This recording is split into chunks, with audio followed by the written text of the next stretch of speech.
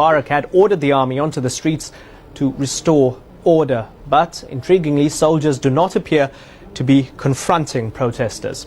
Earlier, the headquarters of the governing National Democratic Party was set ablaze, as well as several armoured personnel carriers.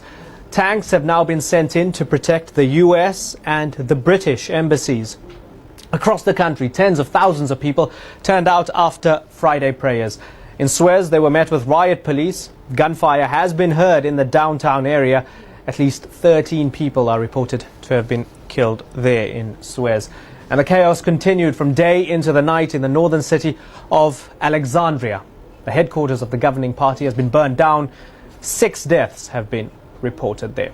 And a short while ago, US President Barack Obama gave his response to the events in Egypt. He called for, quote, meaningful dialogue between the Egyptian government and its people. When President Mubarak addressed the Egyptian people tonight, he pledged a better democracy and greater economic opportunity.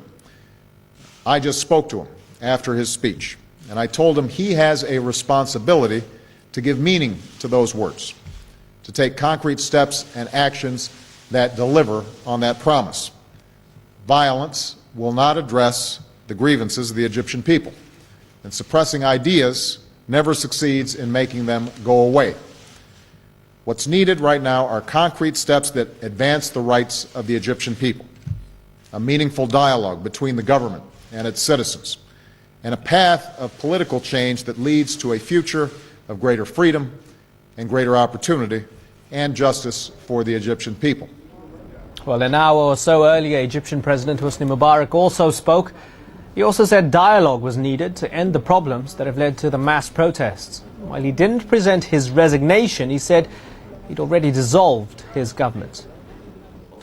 Cautious of the future of the nation, the incidents that took place today and the past few days have left the majority of the Egyptian people fearing for Egypt and its future, cautious of further mayhem, chaos and destruction.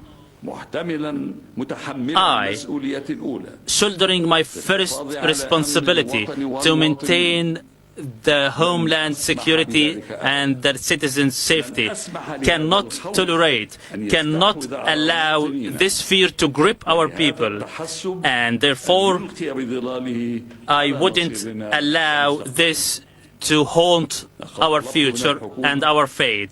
I have requested the government to step down today, and I will designate a new government as of tomorrow.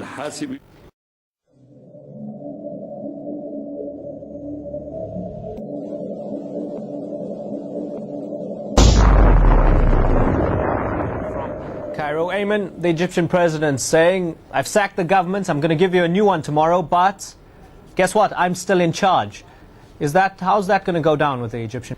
Well, Imran, the quickest indicator we got in terms of how it's going to go down was from the Egyptian people, who immediately, as soon as that speech was over, took to the streets once again right behind our office here, chanting down, down with the regime. They were demanding the collapse of not only this government, but the entire system under control by President Hosni Mubarak now for nearly 30 years. So the initial reaction from the street level, at least, was a complete rejection by the government, by the people towards the president's announcement. Also from the Muslim Brotherhood, one of the senior members of that organization, one of Egypt's largest socio-political movements, denounced the speech, saying the president must step down. It was time for the military to intervene. And earlier in the day, from Dr. Mohammed al-Baradei, before the president made his speech, he also spoke to journalists and told Al Jazeera that today showed the brutal face of the regime, so it's clearly not going to go down well with him or his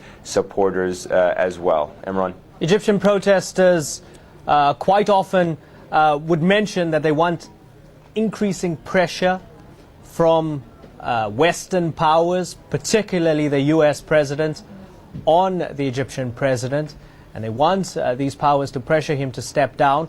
You just heard Barack Obama speaking there. Would what he said have any impact on the protesters? Well, it's all going to come down really to what happens behind closed doors. It's a common occurrence here in Egypt for ordinary Egyptians to see the promises made by American presidents and diplomats time and time again when they visit, that they want more transparency in the Egyptian government, they want more political freedoms, respect of human rights, and better socioeconomic policies for the people. That's what is said in public, but behind closed doors, it is a very different reality that emerges in the relationship between the U.S. and in Egypt. Let's not forget that Condoleezza Rice, the former U.S. Secretary of State, came to Cairo just around the time of the Iraq invasion back in 2003 and spoke to students here and the Egyptian people directly, saying that the American government for so long has opted for stability over democracy and that the United States government got neither. So it is something that is a consistent trademark of the U.S. policy towards not only Egypt but the region, that on one side of the table they say they want to promote democracy and human rights and more political freedom, but on the other side of the table, when you go to the streets and you see the tear gas canisters that were made in the USA, you see a very different reality. And what that was is that the United States at the end of the day enjoys a very important strategic military and economic relationship with the Egyptian government. The Egyptian government for years has brought them stability. The Egyptian government has ensured that the Suez Canal remains open for some of the most valuable oil assets making its way to Europe and North America. And at the same time, as America has described President Hosni Mubarak, he is a great ally in the so-called war on terror. So the ordinary Egyptian people is not going to be convinced by President Obama's comments. What they want to see is a change in the policies of the United States government towards the Egyptian president. Yeah, interesting that you mentioned the Suez Canal, because oil prices did go up in the past couple of days, no doubt in reaction to what's happening in Egypt. Ayman, as we mentioned, Hosni Mubarak says he's going to name a new government on Saturday morning. Let's try and speculate as to what the makeup of it will be and whether at all, if anybody, will find it acceptable. You were covering those parliamentary elections for us not too long ago. The biggest opposition groups pulled out of those parliamentary elections and boycotted.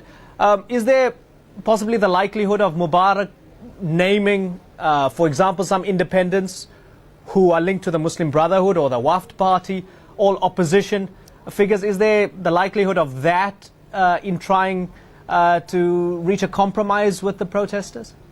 Well, Emran, that's a very, very good question. We can really look forward to two very important elements in the formation of a potentially new government. Let's begin with the more important one from the perspective of the protesters. That is going to have to focus on really the key position of who will become the Minister of Interior. Now, I say that because the current Minister of Interior has served Egypt since 1997.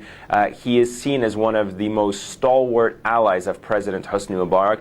And as one, in the eyes of ordinary Egyptians, a key linchpin of this regime in preserving the security for the government. Now, he is not a liked person, at least on the ordinary streets of Egypt that we've spoken to over the last several years. The Egyptian police, and by extension the Ministry of Interior, is very disliked on the streets of Egypt. It's going to be seen and watched very closely as to whether or not this Minister of Interior is replaced after serving for at least 14 years under President Hosni Mubarak. Now, going back to your question, the President in his speech this evening said that only reform can happen in Egypt through national dialogue between the government and the people. Well, the people have spoken. They do not accept not only this government but also the presidency. What can the presidency do in order to try to placate or appease some of these protesters? It's going to be interesting to see if he will include opposition figures. There's no doubt about it that the Muslim Brotherhood will not be involved in the government. That is not possible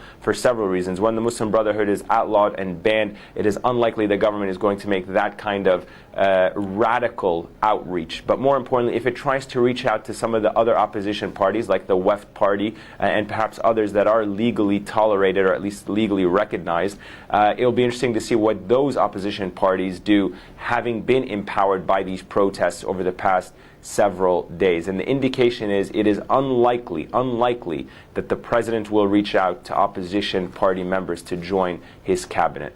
Ayman, just before we let you go for the moment, I wonder if you can maybe compare and contrast this speech by Hosni Mubarak to the speech given by the Tunisian president, Zain al-Abidine bin Ali, when he first addressed his people in the aftermath of all those protests in Tunisia a few weeks ago, which many say helped inspire or trigger the protests here. We saw Zain al-Abidine bin Ali crying in that speech and in many ways looking forward to making concessions with his people. How would you compare Mubarak's speech here?